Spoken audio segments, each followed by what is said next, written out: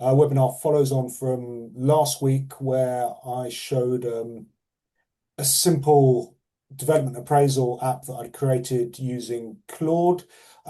This week, the emphasis is changing slightly. I'm going to use Google AI Studio, which is, I find, the best for creating apps that actually have AI integrated into them. So last week, the development appraisal app was just a standard web application. It didn't actually contain any AI. This week, we're going to look at how to build an app that actually leverages AI in its usage, not just to build it. We're using Google AI Studio. This is Google's app that is designed to allow you to build AI apps.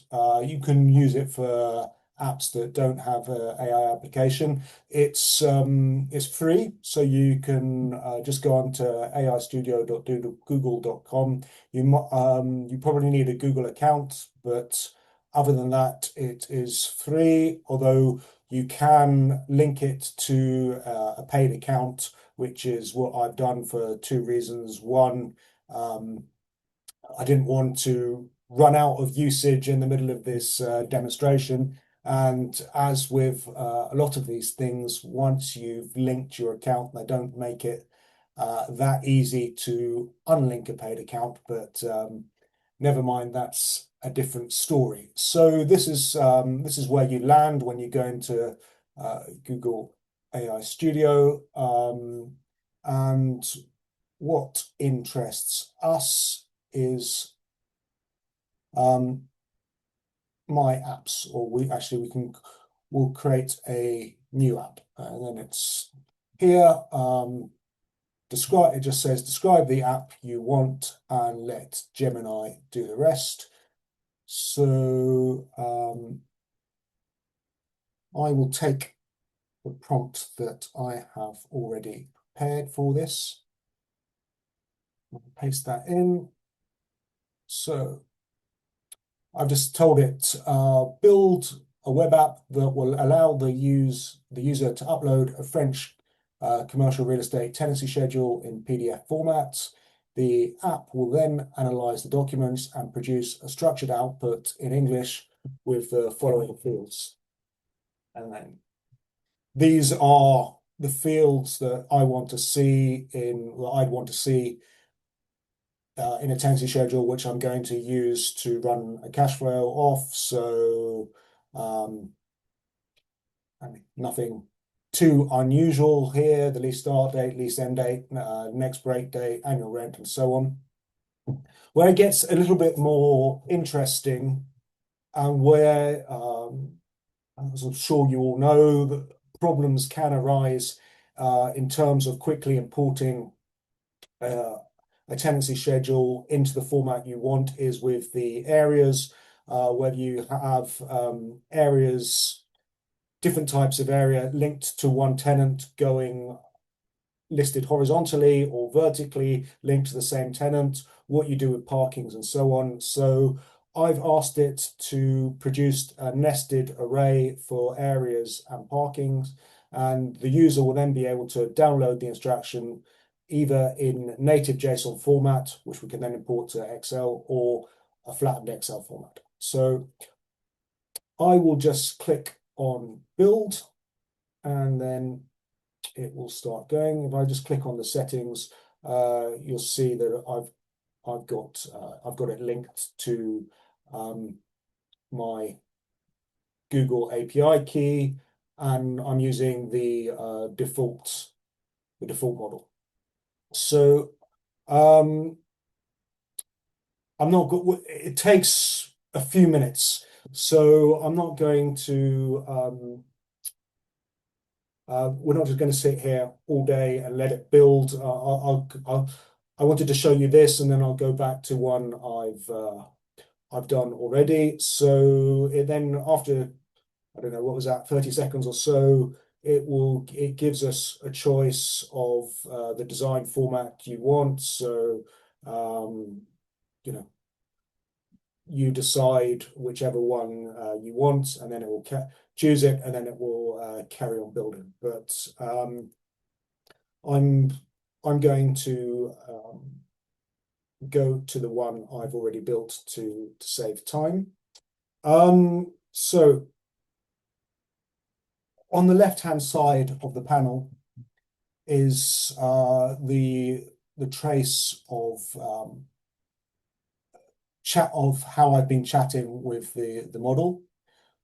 So here we go. I used exactly the same prompt that you've just seen, and it went away and built it, and says, you know, I've built this. Once I chose the design I wanted, it automatically said apply the clean minimalist design theme to the app, and then it went away and did some more designing. I then told it to make Flash 2.5 the default model. I won't go into too much detail, but the 2.5 series is quicker and, more importantly, cheaper than the default option. And also, I just seen that we're using the 3.5 version because it's new, because a lot of people are using it. It was jamming, and frankly, for a simple task like this, you don't necessarily need the most advanced model. So there were a couple of errors, and it gives you a fix button when it tries to run it itself. You just click on that, and eventually you have a model that you can use. So you can, if you want to go into what's behind it, you can click the code button here, and yeah, if you know what you're doing, you can have a look and see exactly what's behind it. Well, let's go to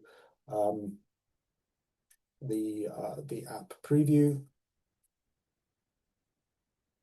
Oh, it's taken me back to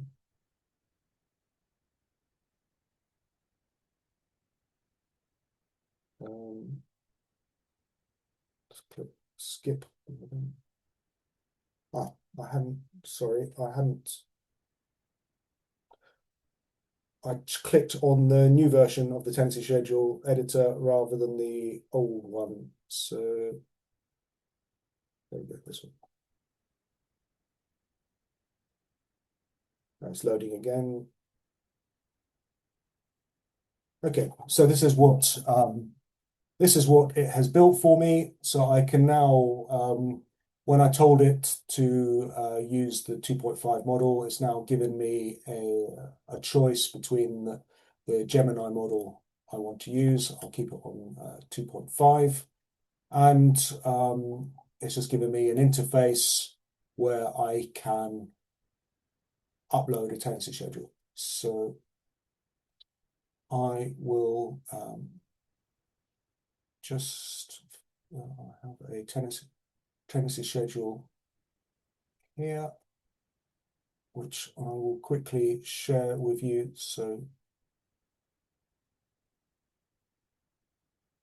you can see what it's going to upload.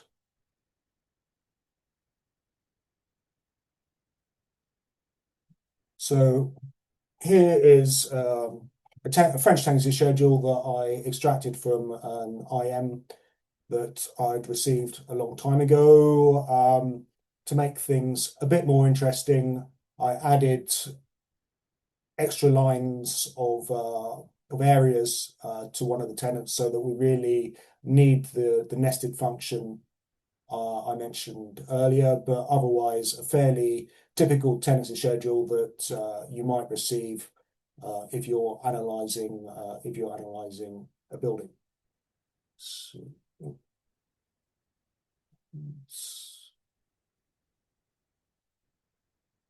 so if we go back to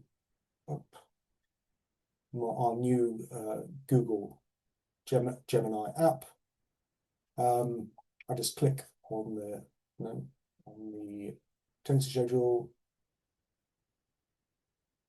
and click on it.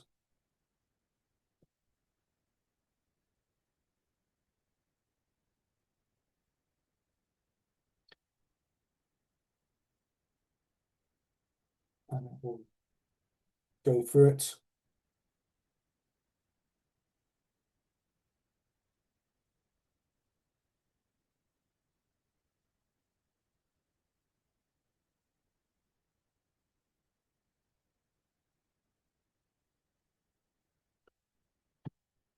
And it has created this for me. So it's all, I didn't ask it to do this, but it has given me a bit of analysis as well. So the total rent, the total area, the number of occupied units, total occupancy, etc. And then you have to click on each unit to get the lease details or the parking and the areas. It's not necessarily how I'd like it, but it's fine. If I really want to change it, I can just chat with the app and get it to edit that. And then down here,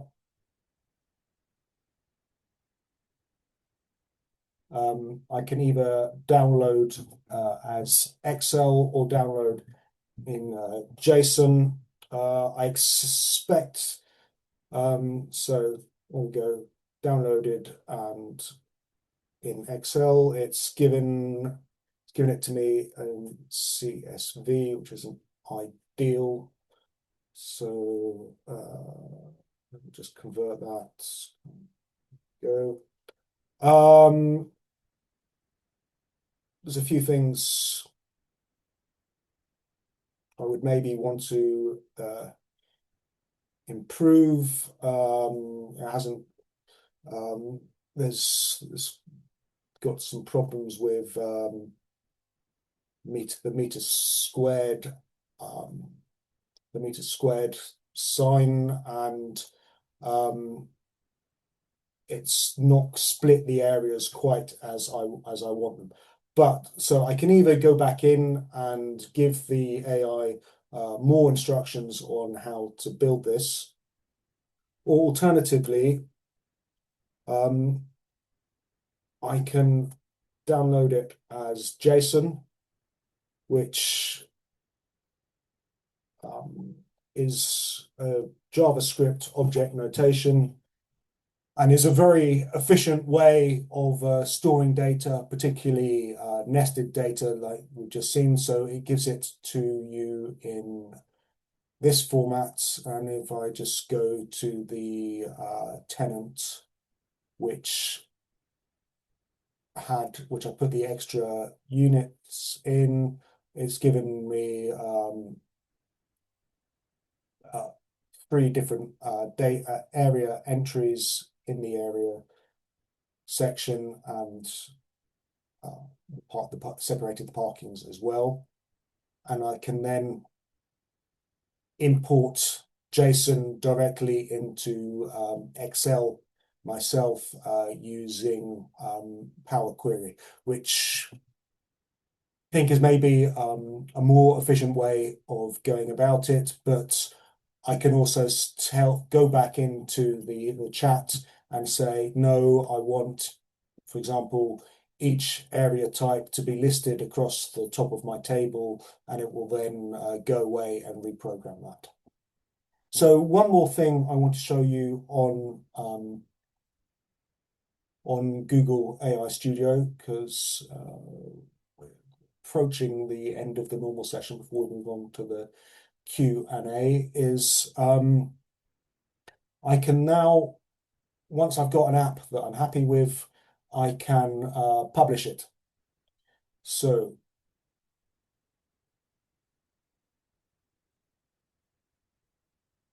I can got to choose a project that I've already got in my Google account. So I'll choose that one. and then I can publish my app. That means it will give me a link. It will store this app on my Google Cloud, and I can then send the link to anyone I want within my company, for example, that will then be able to use this app themselves. A couple of things you've got to be wary of: if you've put your API key in, that's the one it uses for everyone. So I'm not going to now share the link with everyone that's on the webinar today, because I don't want the cost of you then using this app. But um,